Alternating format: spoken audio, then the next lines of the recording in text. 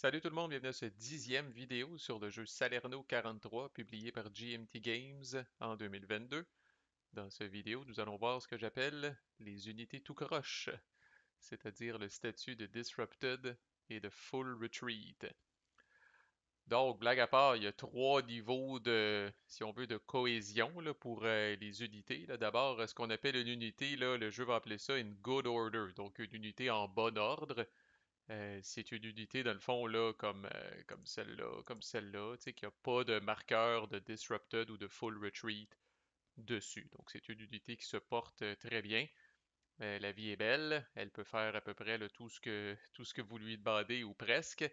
Puis là, ensuite, il y a deux niveaux de dégradation, là, si on veut, là, dans le chaos des unités, là. Le premier, c'est que l'unité peut devenir disrupted, comme c'est le cas de cette unité-là.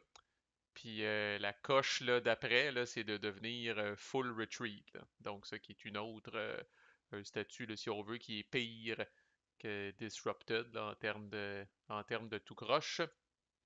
Alors, puis c'est surtout de ça qu'on va parler dans cette vidéo-là. Là, c'est quoi l'impact quand une unité est disrupted ou en full retreat. Bon, d'abord, la principale façon que vous allez devenir disrupted, il y a quelques autres petites gugus là, qu'on va parler dans les prochaines vidéos, là.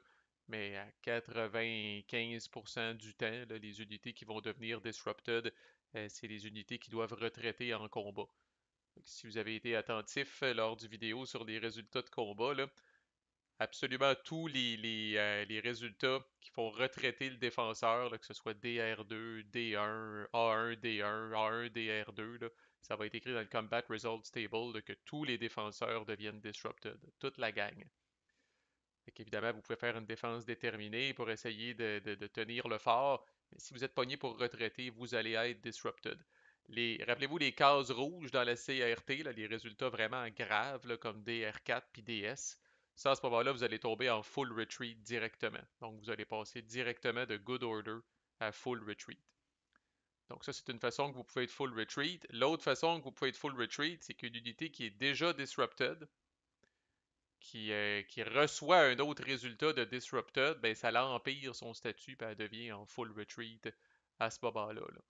Fait que généralement, là, nos unités disrupted, là, on va les laisser prendre leur souffle un petit peu là, à l'abri des attaques ennemies là, pour qu'elles reviennent en bon ordre. On va voir que c'est pas si compliqué que ça à faire là, pour éviter que la situation s'envenime et s'empire. Parce qu'être en full retreat, généralement, c'est pas le fun.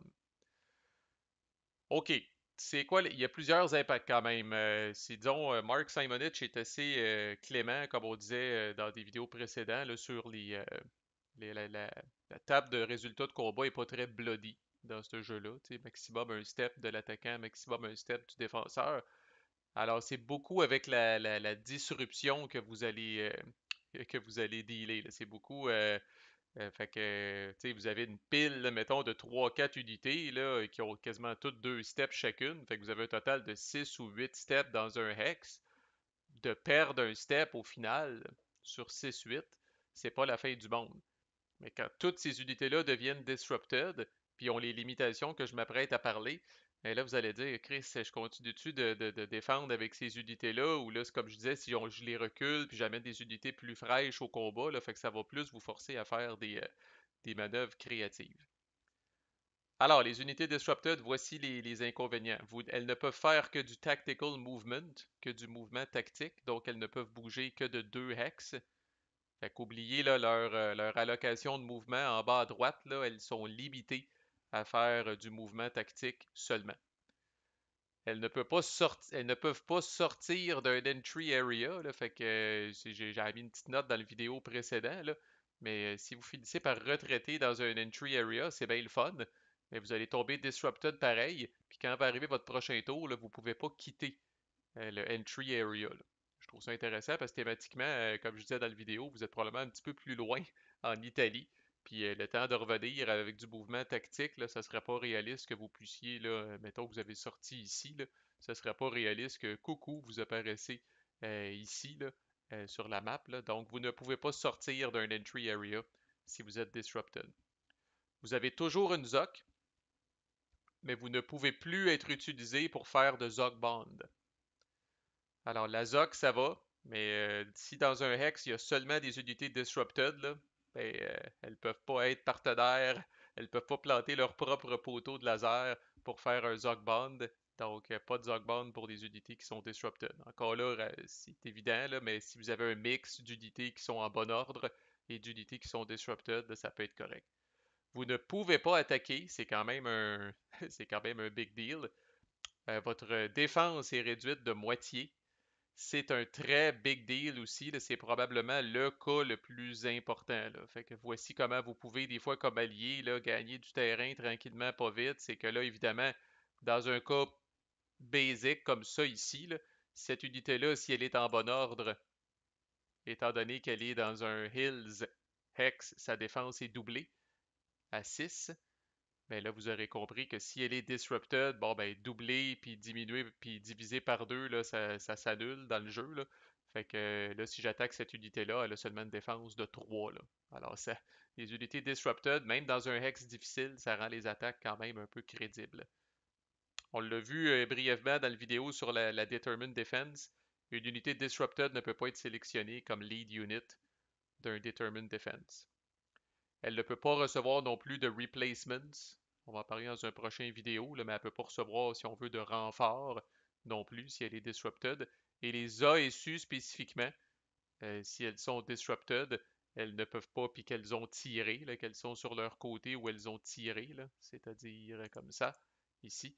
On ne peut pas les flipper, on ne peut pas les ramener là, pour qu'elles redeviennent disponibles à tirer. Le temps qu'elles vont être disrupted, elles vont rester sur leur côté tiré, là, qui est leur côté essentiellement inutile. Vous ne pouvez pas faire grand-chose avec. Fait que voilà, c'est quand même pas banal et là ça arrive souvent. Là. Je suis pas en train de vous expliquer une règle obscure, là, des marqueurs de disrupted, vous allez en avoir dans tous les tours dans ce jeu-là et sur plus qu'une unité. Là. Chaque fois que l'allié réussit un combat, réussit enfin à faire retraiter l'allemand, là, ben, tout le tas d'unités allemandes va tomber disrupted. Fait que quand on va tomber autour de l'allemand, et ces unités-là vont être pas mal plus limitées en déplacement, puis il va falloir qu'il pense à son affaire quand même un peu, là. Fait que ça l'arrive. Le full retreat, je vais être honnête avec vous, c'est rare. C'est rare. C'est rare dans ce jeu-là qu'on attaque là, sur les colonnes 6 pour 1, 7 pour 1, là, à cause de tout ce que j'ai déjà parlé, le terrain hostile, puis tout le kit. Fait que c'est rare que une unité va tomber directement en full retreat parce qu'on a pogné un résultat rouge sur la table. Euh, Puis l'autre affaire, c'est rare aussi qu'on attaque des unités disrupted. Et la plupart du temps, un joueur allemand un peu prudent, là, comme je disais, là, va faire une petite rotation d'unités, là, ces unités disrupted là, qui reprennent leur souffle en arrière, puis des unités fraîches en avant. Là. Je vous dirais, comme allemand, vous courez après le trouble si vous faites votre défense avec des unités disrupted, parce que là, quand elles tombent full retreat, on va voir, là, vous allez payer le prix, puis d'aplomb. Là. Alors, on va commencer par les bonnes. Fait qu'est-ce que ça veut dire full retreat? On va commencer par les bonnes nouvelles. C'est un peu fucké, là. Ben, puis par défaut, là, vous savez, là, l'unité qui est full retreat souffre des mêmes désagréments que l'unité disrupted, là, à moins de précision que j'apporte ici. Là. Et une précision que je vais apporter, c'est fucké, mais c'est une précision positive. L'unité qui est en full retreat a le droit de bouger de la totalité de son mouvement. Elle peut même faire du mouvement étendu. Elle peut même faire du extended movement. Thématiquement, elle est tellement motivée à crisser son camp qu'elle voilà, elle a pas de problème, elle court, là. Ça, fait que c'est bizarre, là. Ben, imaginez, c'est comme ça que je l'imagine. Imaginez quelqu'un qui a peur un petit peu, tu sais, il recule doucement, puis il regarde, parce qu'il a encore l'intention tu sais, là, de se battre ou de faire face à son ennemi. Puis imaginez quelqu'un qui vraiment, comme on dit en bon québécois, a chier dans ses culottes, va vraiment tourner le dos, il va partir en courant à pleine vitesse. Fait que c'est un peu comme ça que j'imagine les Disrupted versus les Full Retreat. Ok, par contre, il y a beaucoup de mauvaises nouvelles, faites-vous-en pas. Alors, l'unité n'a plus de ZOC. Alors là, quand on est Full Retreat, la ZOC prend le bord et c'est pas banal, on peut contourner maintenant cette unité-là impunément, elle n'a plus de ZOC. La seule affaire, elle empêche encore les unités qui font, par exemple, cette unité-là allemande qui est en Full Retreat, empêcherait quand même une unité alliée qui fait du mouvement étendu. Donc l'unité alliée part d'ici et elle décide de faire du mouvement étendu là, pour avoir 6 points de mouvement au lieu de 3, elle ne peut quand même pas terminer son mouvement adjacent à une unité ennemie, même si elle est en full retreat. Alors, cette unité-là, comme telle, n'a plus de ZOC. Par contre, les unités alliées qui font du Extended Movement ne peuvent toujours pas finir leur mouvement adjacent. Alors, par contre, si j'étais ici, j'ai 3 points de mouvement, je fais mon mouvement normal, je peux faire 1, 2, 3. Là, je la contourne sans m'en préoccuper. Les unités full retreat peuvent se coller sur des ennemis uniquement s'il y a d'autres unités amies dans le hex qui ne sont pas elles-mêmes en full retreat. Alors là, encore là, imaginez quelqu'un qui est complètement traumatisé, là, puis qui a vraiment besoin d'être rassuré par ses amis là, dès qu'elle se colle sur un ennemi. Là. Fait que, par exemple, il y aurait encore là une unité ennemie ici, là, ben, cette unité-là ne peut pas se déplacer ici. S'il n'y a personne d'autre dans le hex. Par contre, si eux autres sont là, ben là, ouais, ok, c'est correct. Je viens me coller. OK. Bon, par contre, c'est... Oui, il faut faire attention. Elles sont éliminées automatiquement si elles commencent une phase de mouvement ou une phase de combat et qu'elles sont adjacentes encore là à un ennemi sans qu'il y ait d'amis. Fait que là, c'est correct, elle a bougé et elle avait des amis. Mais si l'ami en question, à son tour, décide de sacrer son camp pour aller s'occuper de quelque chose de plus important, et que là, on se retrouve au début d'une phase de mouvement ou au début d'une phase de combat, puis qu'on est amanché comme ça, ben, cette unité-là est éliminée automatiquement. Okay? Elle ne peut supporter le fait d'être collée sur une unité ennemie au début d'une phase de mouvement ou au début d'une phase de combat. Là. Toujours dans le même ordre d'idées, et là, ça, c'est assez fucké, là, mais elle retraite automatiquement, même pendant que c'est le tour de l'allié. C'est mon tour comme allié, je me déplace. Là. J'ai l'unité qui est full retreat ici. Encore là, si elle n'a pas d'autres unités amies pour la réconforter, là, et qu'avec mon unité alliée, je bouge ici, là, elle retraite automatiquement cette unité-là de 2 hex. Dès qu'elle arrive en contact avec l'ennemi, elle continue de se sauver. C'est le cas de le dire, full retreat. Là. Alors, même s'il n'y a pas eu de combat, même si c'est pas son tour, elle retraite de 2 hex en respectant toutes les règles de retraite qu'on a expliquées là, dans le vidéo sur le sujet. Là. Fait que, puis bon, si c'était une unité, mettons qu'on est ici, par exemple, puis je suis là, ben, je fais 1, fait que là, on pourrait faire, tu sais, 1, 2, à retraite. Après ça, j'ai pas fini mon mouvement. Moi, je continue. Deuxième point de mouvement, troisième point de mouvement, à retraite encore. OK, elle va toujours, là, deux aimants là, opposés, là, elle va toujours s'éloigner des unités ennemies qui se rapprochent d'elle.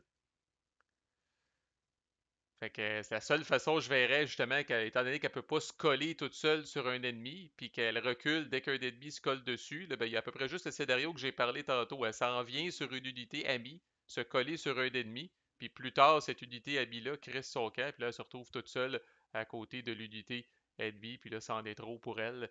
Elle décide de se rendre, puis elle décide d'être éliminée. Elle a une défense de 0.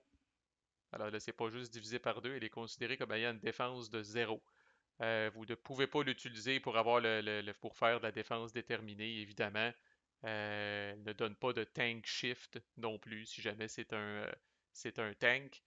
Euh, un autre petit avantage, en fait, c'est qu'elle aime tellement ça se sauver euh, que vous n'avez pas à payer 2 points de mouvement pour la faire quitter une ZOC.